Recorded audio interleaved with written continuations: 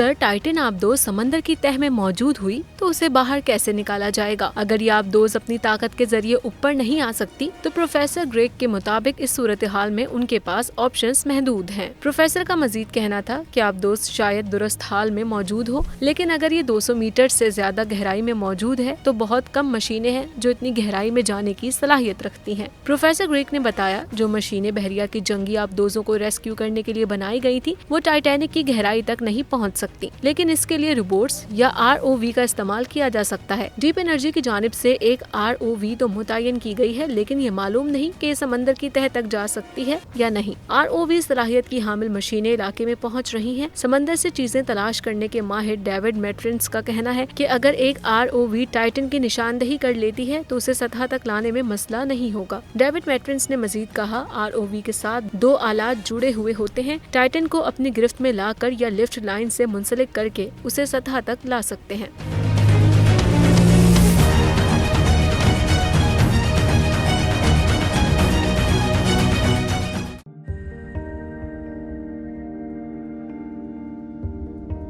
कैसे कैसे सितारे डूब गए, खूबसूरत नजारे डूब गए, ख्वाबों के सभी किनारे छूट गए, गमजदा दुख के मारे डूब गए।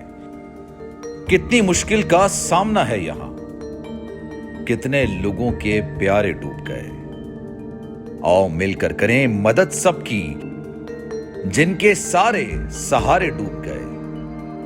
आजमाइश में मिलकर एक हुए, नफरतों के इशारे डूब गए। कितने प्यारे हमारे डूब गए। कौमी सानहे की सूरत हाल से लम्हा बलम्हा बोल रखेगा बाखबर। गम की इस घड़ी में बोल तारकीने वतन के अहले खाना के साथ खड़ा है।